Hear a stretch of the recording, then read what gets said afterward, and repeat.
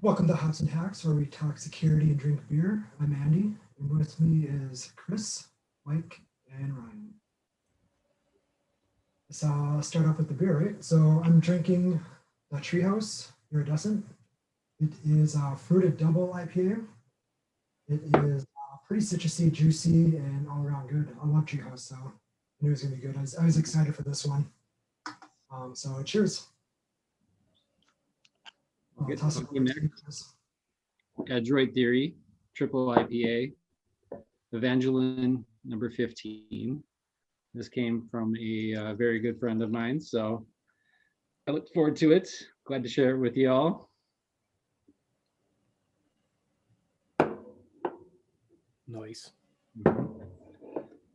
Chris? I am drinking a Spyglass, key lime pie, and rocking their merch tonight too. So this is a sour, kind of light, trying to behave myself, but hoping it tastes like candy and like actual pie, because you know that would be. Who doesn't like pie? Favorite desserts. No. Kind of like a cherry cheesecake.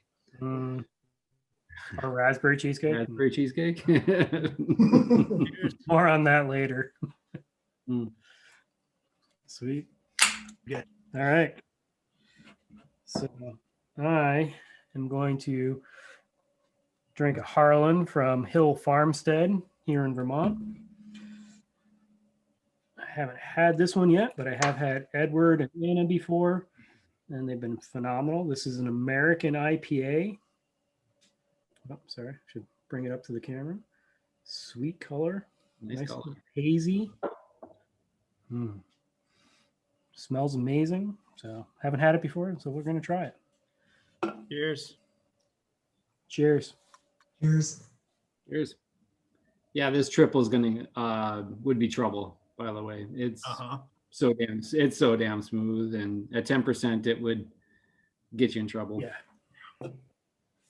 I will say, it does taste like key lime pie. Nice. More of the key lime and less of the graham cracker, but It's super good though, solid. isn't it?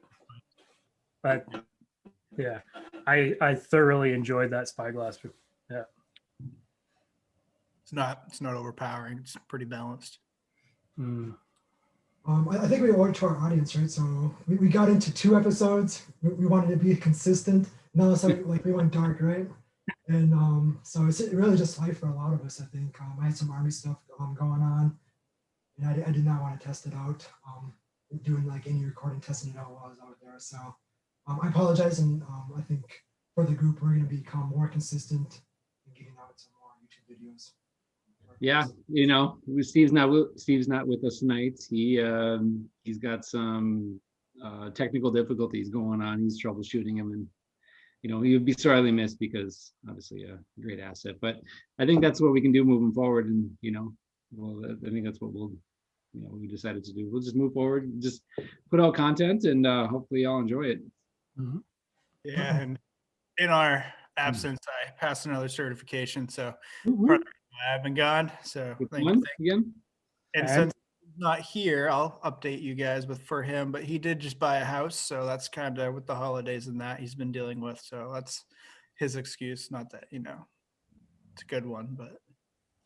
Yeah. And Andy failed to mention, Andy. What's that? Would you pass? Oh yeah. So took over past the Sans G pen, so that was good. Nice. I really enjoyed the course, right? So it's more than just a cert, right? Like, you have to go through the course, do the labs, and just really have fun with it. Yeah, that's absolutely one of my favorites. I enjoyed that course thoroughly. Speaking of pen testing, maybe we should get into wireless access. Ooh. Like as another topic, or are you meant for tonight? Or leading into tonight's topic? It is leading into Oh.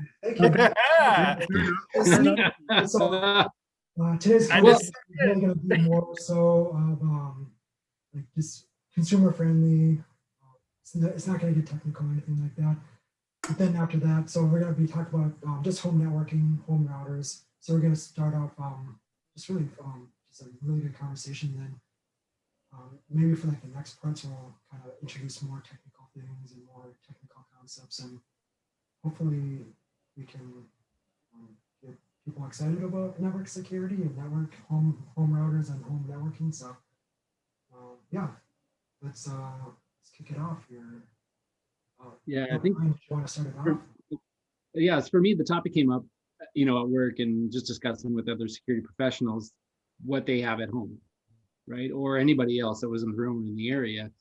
And it seemed like a lot of everybody except for one other person, I'd say about 6 other people, they're IT professionals, but a lot of them were using just basic ISP provided content, or, hardware infrastructure, no specific third-party products or any, it was just kind of, once they left work, they were just like, man, I don't want to touch this. I just want it to work and not think about it. So it just became a topic that, I had at work, and I thought I'd bring it up here with you and with these three. So that was the beginning of it for me. And so that's why I wanted to bring it up. I think it was an important thing to talk about, but I'm going to have Chris just talk about maybe what the beginning is, just see what'd you get from your ISP and kind of how, you get started from there, and then we'll kind of branch off and do our thing. I will say, the past, I would maybe say 5 years, I think ISPs have been doing a really good job with releasing up-to-date hardware that actually is going to give you a peace of mind when it comes to your internet speeds and capabilities. And, with so much streaming going on, and COVID really showed that as well. You really have to kind of see the different packages in your area, right? I think, someone with 50 megs is kind of considered slow now, which is crazy considering 10 years ago that was the ultra high speed. But there's areas that are getting over a gig now, which is insane. And I think, you're paying for that. You should be actually getting those speeds. And that kind of goes into being able to test your ISP device and figuring out if it's actually able and capable to produce those speeds. And there's the limitation of how many devices as well. So those are some things that we know you have to look into when kind of reviewing your device that you're given. I can speak to, my device that I have from Comcast. They actually are just releasing a new Wi-Fi 6 device, which I haven't tested yet, but my current one I used strictly for 1 gig internet. It was pretty solid for a little bit, but once I got over 5 or 6 devices, it definitely fell off the cliff. So I would say that if you have a house full of kids, you might want to look into that and monitor that. And that kind of brings us into, if you're seeing these things, maybe it's better to get your own cable modem and router. Yeah, I just had a quick question. Like, do you get like better support at all if you like become like ISP? Like, if you go directly through ISP or anything like that? Or So for the device or for the service, because the service is you're going to get the same. And usually with devices, they'll try to walk you through their steps, but they will produce those same steps up to a certain point of checking your internet connection and making sure that you have an internet connection if you have your own device. With theirs, they can remote into it, which I don't know how I feel about that. That's another conversation though. But they're able to troubleshoot it that way. So that is a plus that you get. But being a security professional, the fact that that's open, you kind of have to look at, well, if they can get into it, how's it secured? And is it open to other people to get in? I mean, they're in the business for providing a service, right? So availability is that's their business. The triad, if you look at it, integrity and confidentiality isn't, they do provide some security services, but availability is 99.9% of that entire triangle. So I mean that's their job, right? And you're right, absolutely, for them to be able to remote into my modem and make changes, or see. So it's a little bit more than just being able to ping. Ping is that that signal to say, hey, am I up? Am I up? Mhm. They can do that, but they can also remote in. They can make changes for you if you'd like. So if they're able to do that, well, how are they providing that service? Is a great question. Yeah, and that kind of gets taken away if you use your own personal, well, not your personal, but you go to the store and buy your own modem. And again, with buying your own modem, gets out of that support of hardware services. So that is one thing to consider. But aftermarket cable modems can possibly be better, produce more capabilities, and have more interactions with other hardware, or wireless access or routers or switches. Yeah. So modem's a modem, right? Modem's just really the demarc between their network and your network. So I mean, there's the standard, right? For cable modems, there's the standards, the DOCSIS standard, whatever it happens to be. It's 3.0, 3.1, whatever it is right now, is the standard for that demarc from going from copper from coax to, or whatever they're transmitting through, to your home, to the modem, and then switching over to your home network to RJ45 or however you're doing it. So that doesn't, whether you buy one or they provide one, whatever. But to go back to what Chris was talking about, where if you are providing your own stuff, there's some fun stuff that can play into that with blame game. If something doesn't work. So you were talking, talking tech support. Oh, did we lose Chris? Talking tech support stuff. If something happens and you do need to get help, how far are they going to help you if it's your own modem and your own router versus their stuff? And personal experience wise, they like playing that blame game really well when it's your own stuff, which that's fine. I get it. It's the corporate thing, but it's something you need to realize if you're building your own network off your own stuff versus that company's modem and router. So Yeah, and I think your mileage may vary for like the different like product companies, like let's say for like routers and stuff like that, for like their customer service. But I've had pretty good customer service even just outside of my ISP. So Yeah, and to even take a step back, Mike, because you brought up a ton of good acronyms and a lot of good points.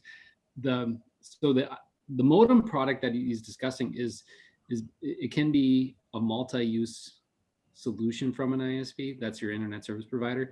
So it can be that modem device that just moves, that demarc product that moves it from there to your internal network. But it also can be a router, in a sense that it is routing traffic from internally from your devices through the internet. And it might also provide Wi-Fi. Yep. So it could be a big solution, for an all-in-one, if you will, to do everything. What we're discussing here, or what we're looking to get at is if what is given to you from the ISP is the right solution for you, but maybe there's things that you can do to shore that up for yourself, and then take the next level if you're interested, and we're here to help you, is get that next level solution, maybe a third party spot, and expand your network with other options. And what we hope to do is be able to give you a demo on some options that are out there provided for you. It can be open source, great solutions, or you can go third party, go to your retail store and implement something like that. So, looking at your modem right now, again, if you don't own it, you may not know what the administrative password is for that infrastructure, for that piece of that device on your, in your home. It's owned by the ISP and you're just leasing it.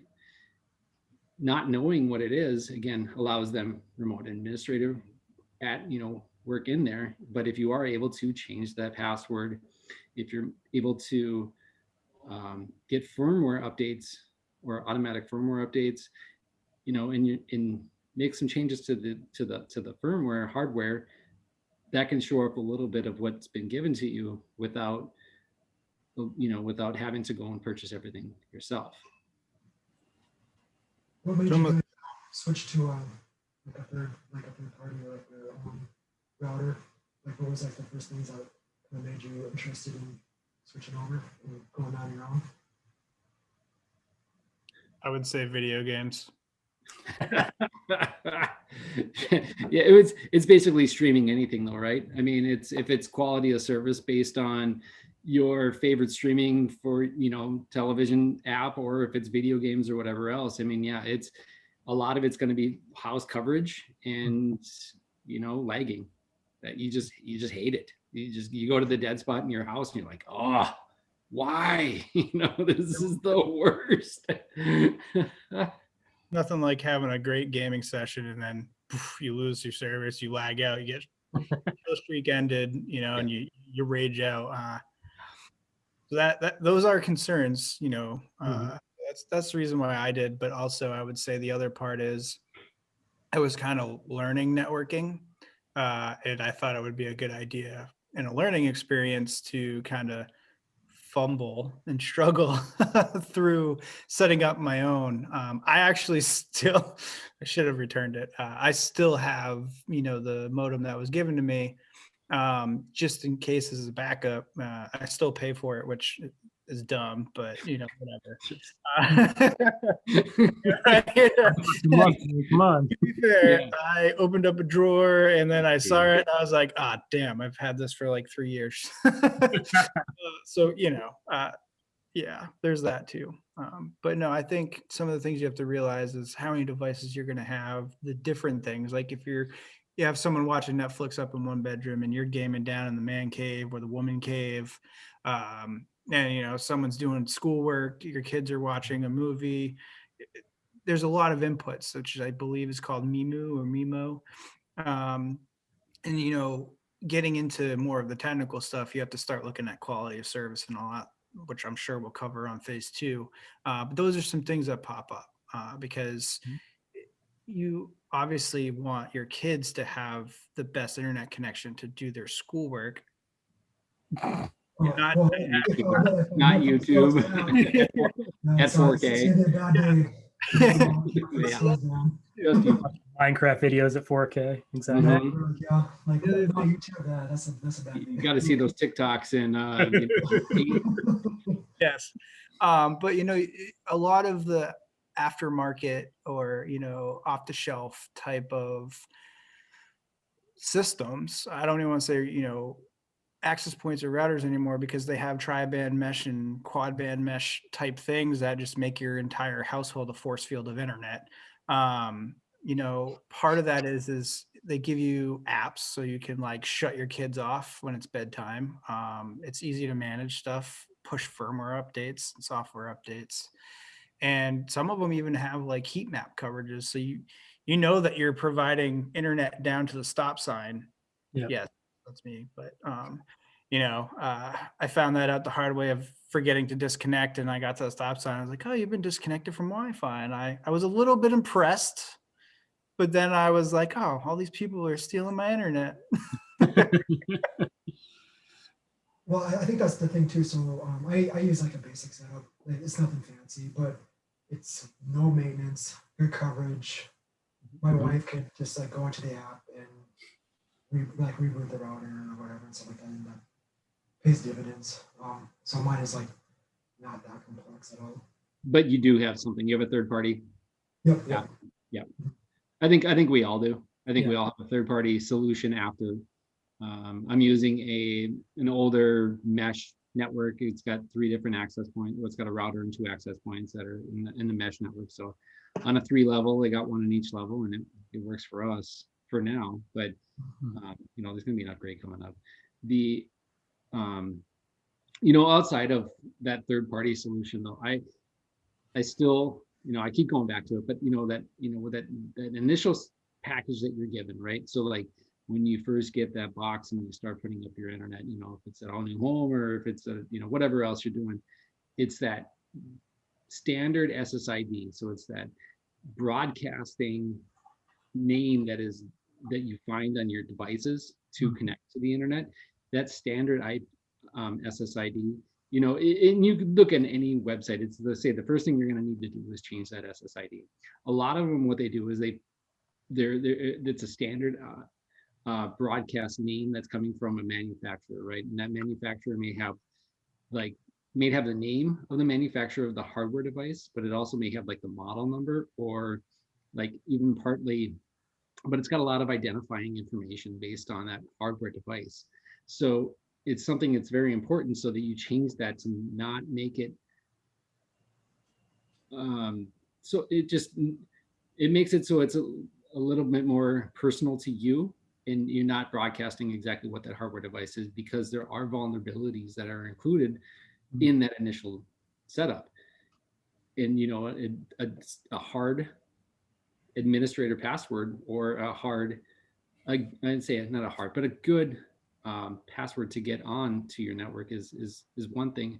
But again, you also need to go and change that device's administrator account information. It's something an ISP will tell you to do, and it's something that you need to do. But you can go to an apartment building and find open networks. I'm not saying that then they may not be malicious in themselves. They might be monitoring what you're doing, but you will find open networks for people that don't do that. And there are some major factors that can happen because of that. To state that home networks are any less of a target than it would be for a small business or a large business it's a little naive, in the sense that anything that's connected to the network is a target.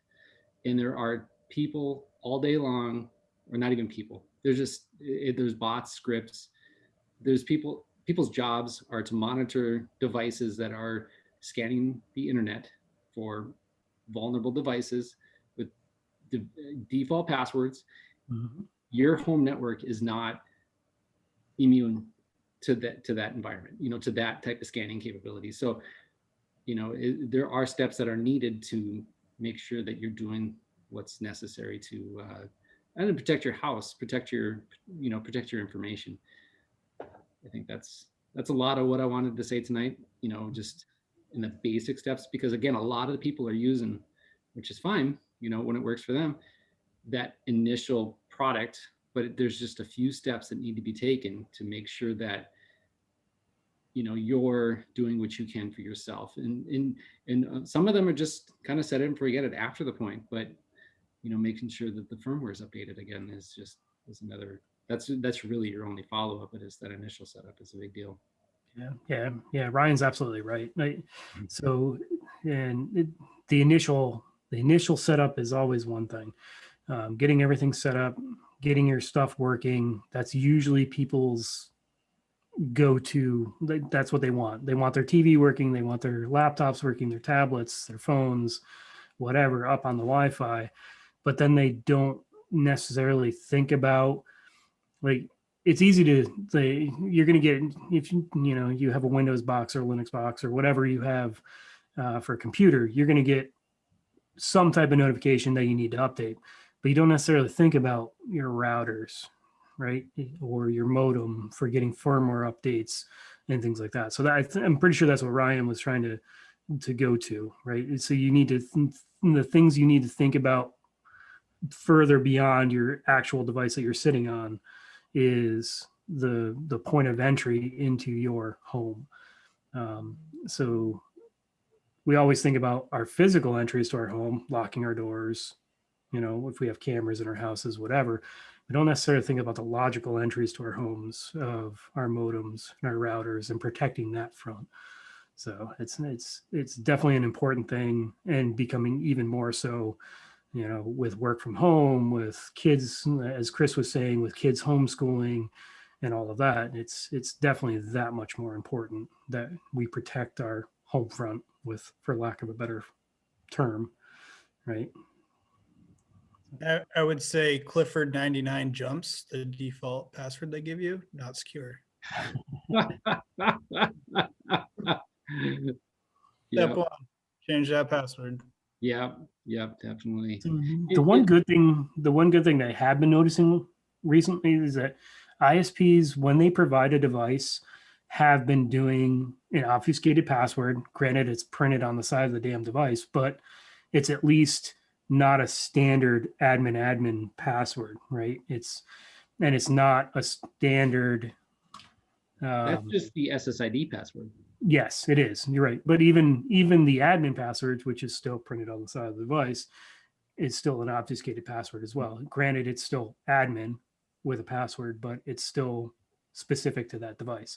And I'm not saying that's all ISPs, but some. No, I think you're right. There's a lot, because I mean, think about how many products they hand out, right? So it's, and so yeah, there needs to be consumer capable, and printed on the side of a box or on the side of the device is a great spot to save an initial password. Yep. Can you guys think of anything else in regards to maybe some standard Wi-Fi setup,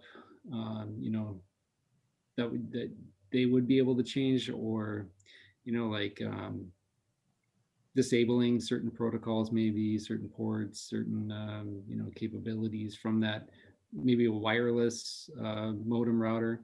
Mm-hmm. Let So it there's rip. gotten. Go ahead, Chris. Or say let it rip, Andy. He looks like he just wanted to say something. If you Oh no. Go. I was just gonna recap of. So if you're using an ISP like modem router combo, you probably want to give them a call, just to make sure, hey, is this getting updated? And if you can access it, how do you access it? Are the default password at least changed? And just kind of get that information. If you're using like a third party, then you also have to make sure that you change your SSID, like your Wi-Fi name.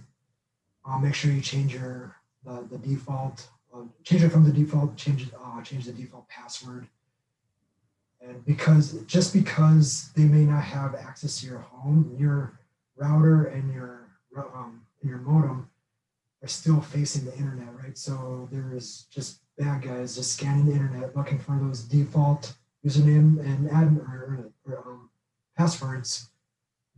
They don't even have to be in the same country, and then all of a sudden they can start manipulating your they literally break into your front door. It's just your network. And to tie that into what Andy's saying is the example I gave earlier. Your kids are watching TV, one of them's doing homework, you're playing video games, your wife's on Instagram.